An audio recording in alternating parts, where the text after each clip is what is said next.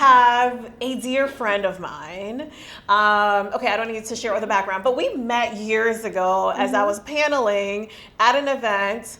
And then fast forward to work with the New York Urban League, we ended up on a Zoom together. So speaking on the power of relationships, also having a network, opportunity and relationships can help to accelerate things. It's easier to work with people who you actually like and get things done with people that you like. Angie is someone that I like. So tell us a little bit more about yourself. Tell us about your work at the New York Power Authority, but also just tell us more about Angie. All right. So thank you so much for having me here, especially since this is dedicated to students in New York. That really resonates with me, and we'll talk a little bit about how I got here through my journey. So currently, I am the Director of Diversity, Equity, and Inclusion at the New York Power Authority. I live in the intersection of AI, HR, and inclusion. So my work consists of utilizing AI implementation to remove bias from recruitment, as well as operations, and ensuring that we're implementing diversity, equity, and inclusion initiatives to ensure that the energy field specifically has individuals like us. Within the next 20 years, there's 132 million jobs available just in this industry alone. And we, as a community, need to ensure that our children are a part of that revolution in energy. Because if you look around, the lights are on, right? And our kids can be the ones. And the heat. And the heat. And the heat as well. But more importantly, my story starts as a New York City student. I went to Graphic Arts Communication High School. I am the child of immigrants from the Dominican Republic. My dad was a veteran and my mom was a bookkeeper. And what I learned was that as I'm making avenues within these companies through technology, that our communities also have to learn about how to get into these spaces. So my work is twofold. Internally, I am helping companies to be able to create spaces for Black and Brown communities, but also externally, I support our community by being able to show you how to get into those companies.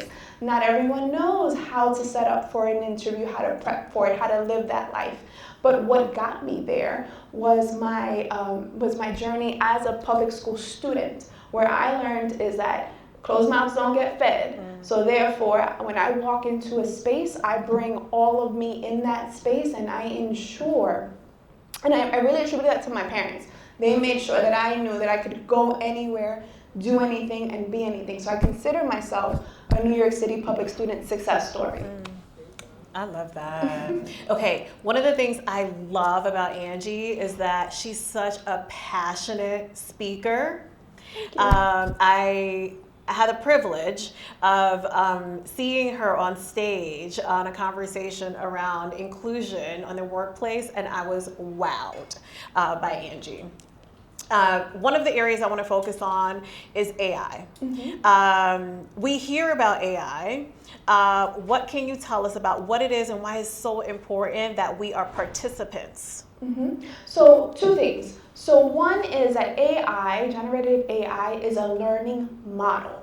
It is and I want to say that again, it's a learning model. So the question becomes, what is it learning from? Who is it learning from? And the truth of the matter is, it's learning from you. So we have to be involved within AI. And there's different elements of what this looks like, right? So from an employer perspective, it could be about ensuring that there is no bias within the recruitment spaces, operations, but as individuals, we need to be involved in the conversation. So you should be using ChatGPT, you should be using Claude, you should be using Gemini, and what many people don't understand, especially our students, is that technically speaking, they're using AI every day. When you think about TikTok and you think about the algorithm, you open it up, 5 minutes ago, I was just talking about a new soap I wanted to buy, and I see an advertisement. Okay, well, what's happening? We need to know also about our permissions and our settings within our phones. So what's really, really important that I just want to leave you with is that these are learning models, but who are they learning from? And if your data or the information that these models are learning from is biased, and we're not a part of that conversation, then it's not speaking to us. So therefore, we have to be. It is imperative that we are a part of this AI revolution. And most of you are using AI, and our students are using AI, and they have no idea. That algorithm, it's not happening on its own. It's learning from you what you're clicking on. Even if you're not clicking on anything, you're staying on, you see a TikTok, and you're on it for a minute, it now knows, it now learned from you that this is the kind of content.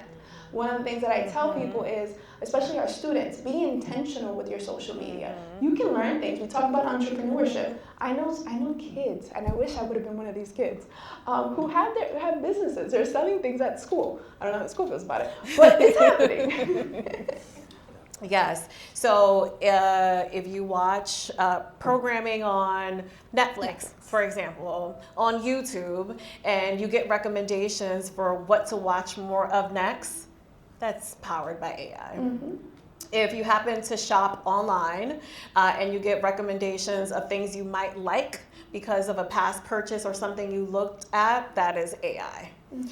When we are using our Gmail and now you see a little suggestion for a response, which can be something as simple as thank you, that is AI. So we are using it, but it's also important that we're using it with intentionality so that we don't get left out of the conversation. 100%, 100%. There's also jobs available that people don't know. Like, you don't have to be a prompt engineer. I work in human resources, and here I am creating trainings for other HR professionals. I'm creating trainings for our CEOs.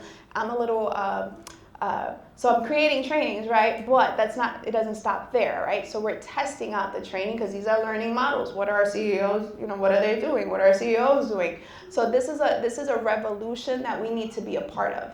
There are people that are on the fence about it, but I want to remind people that there was a time where we didn't have credit cards. Now, how many of you have actually cash on you? No, you have credit cards, right? Because time changes. If you do have cash on you, good for you. But 9 times out of 10, I got a few. 9 times out of 10, we're paying things with our phones. So think about that. Life changes, and I think that AI will enhance, but we need to be a part of the solution, and that's my biggest push. And if you do have a credit card and for whatever reason there's a fraud alert, that's AI letting you know that it was probably not you. So that's AI. So I would say get curious about all of these things that exist and see where your place might be in it. Absolutely. Now I want to go back a little bit. You are in an HR position. What is HR? And what is the purpose of HR for those who have parents like mine, immigrant parents who were like, you will be the doctor and your sister will be the lawyer, right? HR wasn't part of that conversation? It wasn't. It really wasn't. HR became a part of my conversation when my mother was laid off. There was a huge layoffs in New York City.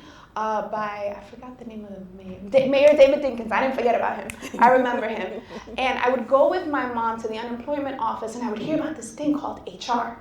And they would say, did you get a call back from HR? And I was like, there's a thing that gets people jobs. So that's why I got into human resources. I understood that the life I led was dependent on the job my parents had or that they didn't have. So it became an imperative to me when I figured out, hey, I can help people get jobs. So there's two folds, right? There's what you do as an employer. So human resources is really like for me, I'm a little biased, right? For me, it's really the core, the backbone of a company, because we're bringing people in, but we have to ensure that we retain these people. Why? Because the truth of the matter is business doesn't run without us. Even AI, when you think about it, it does not run without the individual. It learns from us. We are the energy. So for me, HR is about taking purpose and profit and bringing it together. I said that like really passionate, but I feel it this way. So yeah, so I dedicated my education to human resources. I pivoted to DEI and AI because I recognized that we could build more equality through technology. So that's where I'm sitting in that intersection. Okay, and we know that DEI is also being challenged in many ways, but I love that you are also staying at the forefront by also connecting your work in HR and DEI to AI. Powerful. Thank you.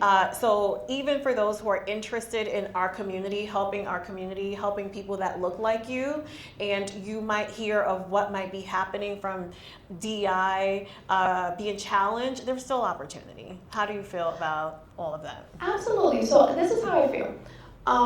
Yes, DEI is being challenged, but when we recognize a couple of things, number one, through inclusion is where we have innovation. Now, we also have to recognize that we are in a country where it's a business. We're sitting in a business right now. Each one of you may be employed by a business, or you have your own business, or both. Some of y'all don't know how y'all sleep. There was a few people up here that they talked about things that they did. I'm like, wow. When do you sleep? When do you sleep? Yeah, so here's how I feel about it. One is companies that understand money will not get rid of their DEI programs because they understand the marketing. They do understand that our people who are looking for jobs are not dumb. They're looking for diversity, equity, and inclusion. They're using LinkedIn as a tool. For example, you look up a company, and use this, please. Look up a company. Look at who is on their board. Look at who they have hired. Look at who has had maybe your job before you. Get curious about that. I think that part is really important. Something that we all want is inclusion.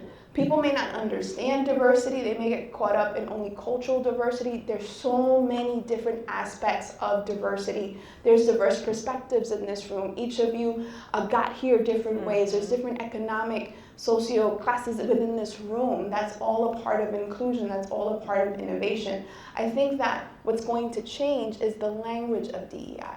I think we need to focus and understand that we don't get to diversity, we don't get to equity without the inclusion piece. So I think that there are companies that are going to thrive. Even Walmart got a bunch of backlash because they got rid of their AI, sorry, I have AI in the brain, their DEI programs. But I think we need to be in that conversation and understand what inclusion is. So I'm not 100% worried in the same avenue. I am more thinking about how we can innovate. Yes, and as an inclusion practitioner, I even take it back to belonging, because we're all humans, right? Where we don't feel like we belong, then we don't really show up as our best selves, and then we're not contributing in the way that we actually could. So even if it could be a benefit, or maybe even if an organization is interested in diversity, you can be there and still not showing up, still not be present. So we want belonging and inclusion. Yeah. And accessibility. Let's not leave that one behind. Yes. Okay.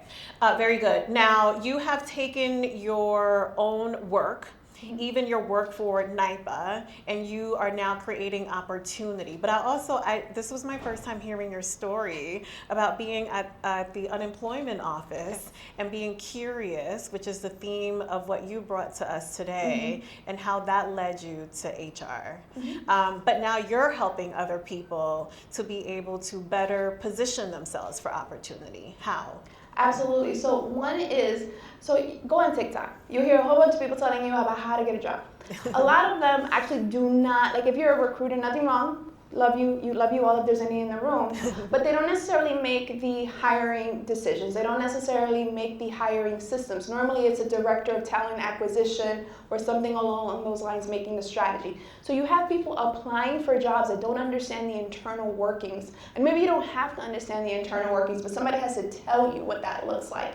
So you have people that are like, oh, I've been applying for 100 jobs, I'm not getting a hit. Well, let's change how we apply for these jobs. Let's look at what our keywords are. Let's understand how to search. Let's understand how to network even before you have the job. Let's get curious about what we're good at. And you can use AI for this.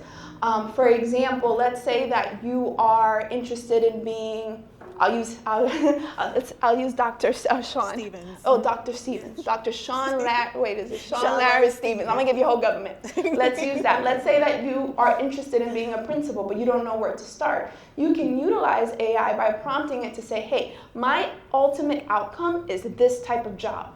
I am here. these are the skills that I have. You can feed it some advertisements for principal positions, and you can work backwards to create a curriculum for yourself to be able to land that next job. So you want to look at this as, what are the tools? So you asked me, how do I do this? So a big part of it is teaching people how to use AI tools within their own recruitment system. I want people to see themselves as like your own CEO.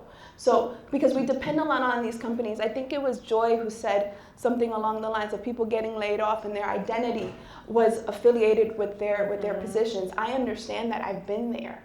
Okay, I no longer want my identity tied to my position. I want to be able to use the tools to get to that next level, because I think that's what stops us sometimes. We don't know what that next step is. So utilize this tool to be able to set up a curriculum for yourself. What do you do next? I would, if you were asking me, okay, let's go on LinkedIn Learning, let's go on YouTube. So many colleges that are extremely expensive have free education courses online. So the big part of it is, how do you utilize the tools? And as a New York City student, that's what made the difference. That's how I got to college, where I was like, okay, I get out of school at 2:25. I said to my mom, hey, I'm gonna go get a job, and I'm not coming home until I have this job. And I'm gonna walk all 10th Avenue, because my school was on 49th and 10th, and I'm gonna knock on all the doors, and I'm not coming home without a job. She looked at me and said, baby, I believe in you, go. I put on her brown polyester suit, went to school, looked like a CIA agent. It was interesting. I got a job that day. Yes. I went knocking, and I became, I think I was like 15, and I became a promotional assistant for a music distributor.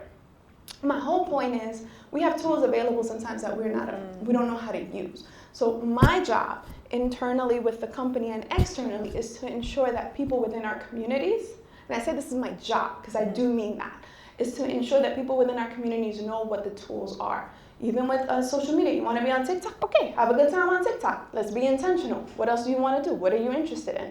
These are tools, and we need to be able to utilize these tools. I love the personal stories.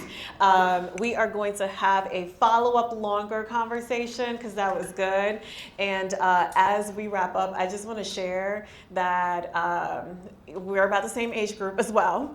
And I remember printing out my resume on paper and putting them in a folder and walking up 34th Street because I wanted a job in retail. And I would drop off my resume and got a job at the Express on 34th Street, which was their headquarters. It's probably not there anymore. But yes, there's tools now. You don't have to do that, but you still need to put in the work. Absolutely, absolutely. Thank you, Angie. Absolutely, thank you. Thank you for having me. Appreciate it.